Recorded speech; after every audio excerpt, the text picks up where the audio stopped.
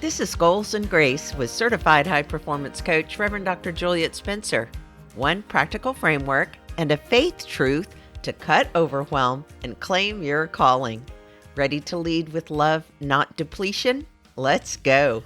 One of the biggest lies high-capacity women believe is this: if I say no, I'm letting people down. So we keep squeezing things in.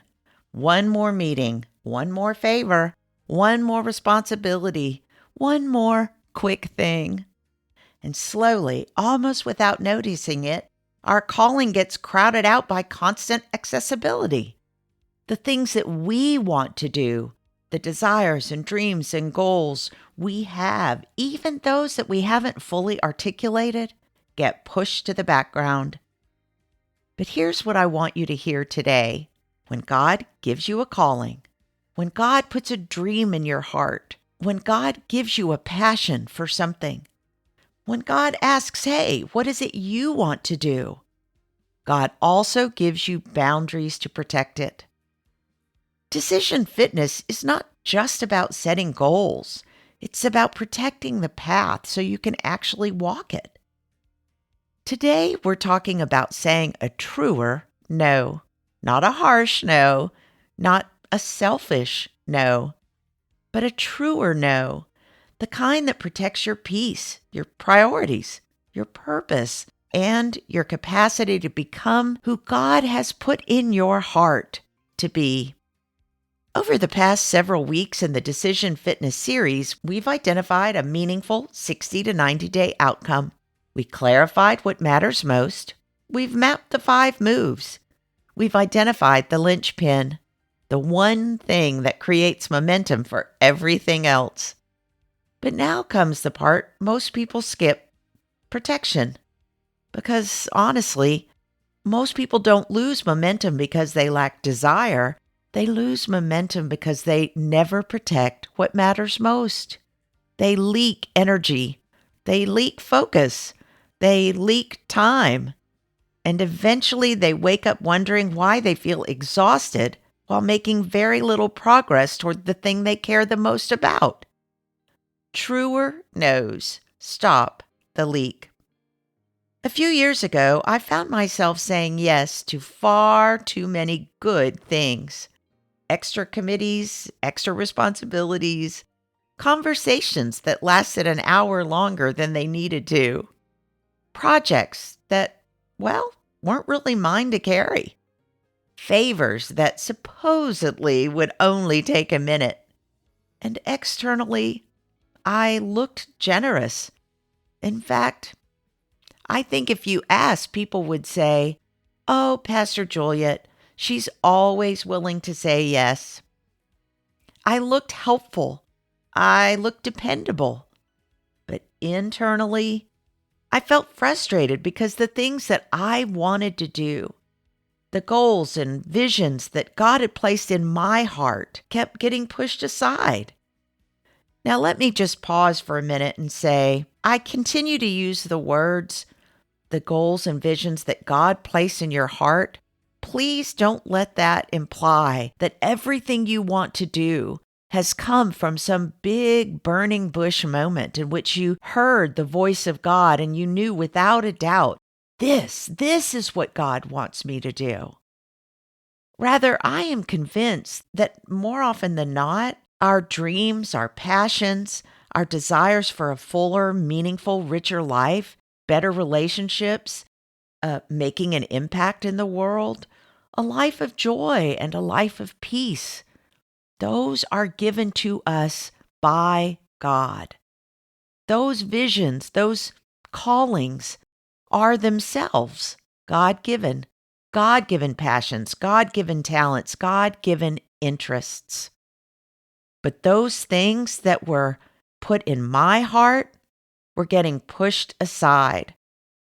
I have a feeling most of you can relate. I was busy all the time, but I was disconnected from my own priorities.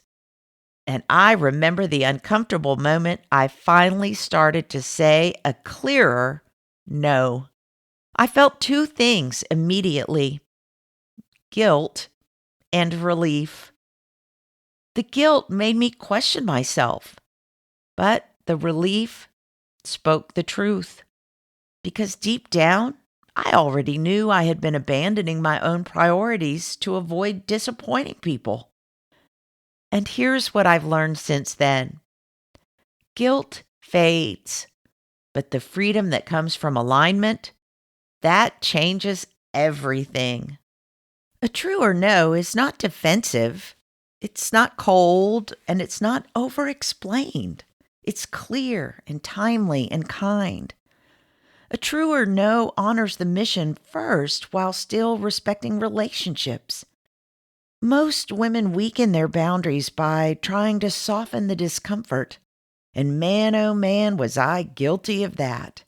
So instead of saying no, they say things like, maybe later.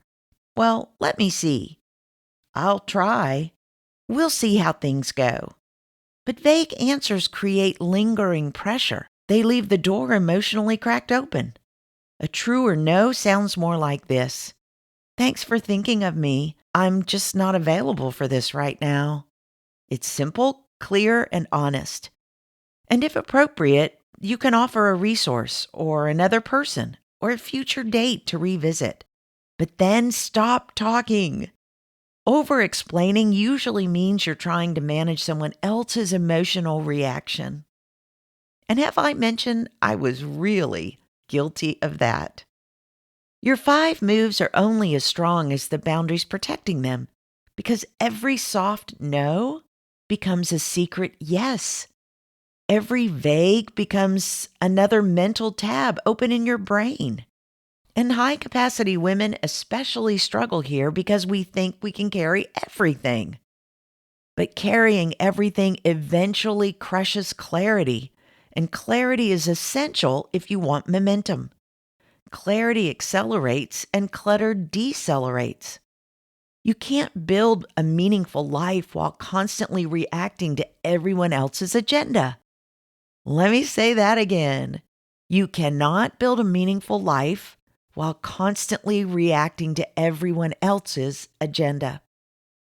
So, what are some practices that you can use this week? Well, here are 5.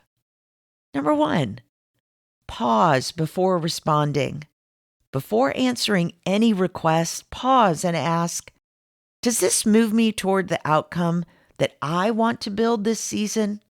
Is this moving me towards the outcome God has put in my heart? Is this moving me towards the outcome of my own dreams for me, for my business, for my team, for my family, for my friends? If the answer is no, then it's either a no or a delay with a specific revisit date, not an emotionally open-ended maybe. Number 2, protect your calendar first. Stop treating your important work like it's optional. If something interrupts your protected focus time, your default answer should not automatically become yes. Your calendar reflects your priorities, whether you realize it or not. Your future deserves protected space too. Number 3, create one boundary sentence. Now, this was a particular game changer for me. Create one boundary sentence. You don't need a brand new explanation every time you need to say no. Choose one honest sentence and practice it calmly. So it might be something like, I'm focused on some key priorities this season, and I'm not taking on additional commitments right now. It's simple, respectful, and clear. Number 4, stop over-explaining. Again, something I definitely needed to learn, because this one is huge. When we over-explain, we're inviting negotiation. You don't need a courtroom-level defense for protecting your priorities. Kindness does not require endless justification. Number 5, practice Sunday honesty. At the end of the week, ask yourself, where did I say a soft no that quietly became a yes? And then repair it if needed. because awareness creates change. Isn't that awesome? Awareness creates change.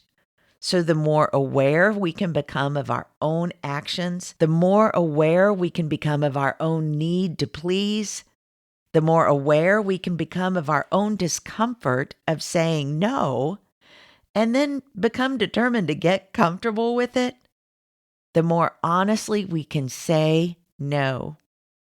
One reason that I became a coach is because my own coaching, the coaching I received, is what finally enabled me to see clearly how I had become my own worst enemy. And not only by my inability to give a true no had I interrupted my own dreams and vision, I was also robbing my family of more full access to me. I was robbing the people I love of the vision of life that we collectively had created. And I was robbing myself. And it became so apparent to me that I knew so many of these things in my mind, but I needed a guide to help me implement them. That was when I said, "Husband, I know what God is calling me to do next." Coaching is so powerful because most people cannot see their own patterns clearly.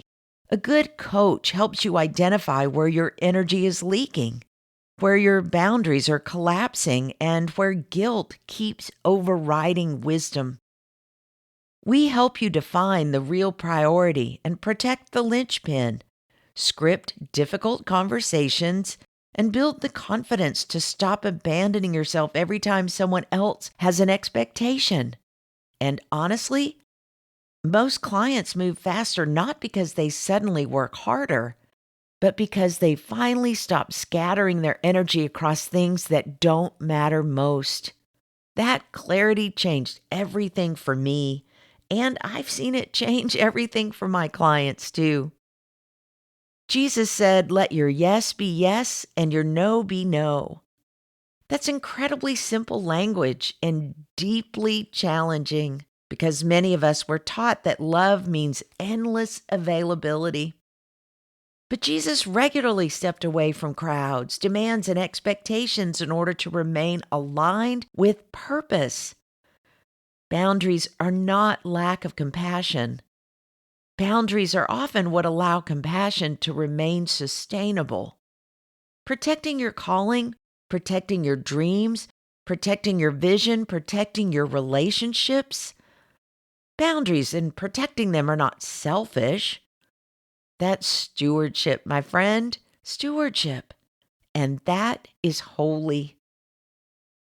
This week, what is your move? This week, send one truer no. One honest boundary that protects your linchpin.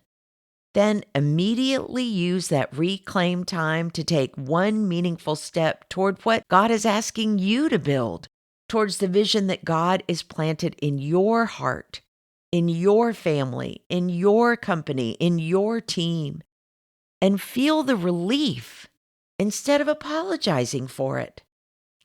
That relief right there is information. Saying a truer no is not about becoming less loving. It's about becoming more aligned, more honest, more intentional, and more focused on the life God has entrusted to you. So protect your 5 moves, guard your linchpin, and watch what happens when your energy finally starts flowing toward what matters most to you. Next week, we'll continue our Decision Fitness series with week number 5, Make It Social, Not Solo. And if I can help you gain clarity, spot where you're leaking your boundaries, and claim a true or no, book a free clarity coaching call. Thanks again for listening, my friend. And may God bless you with goals and grace.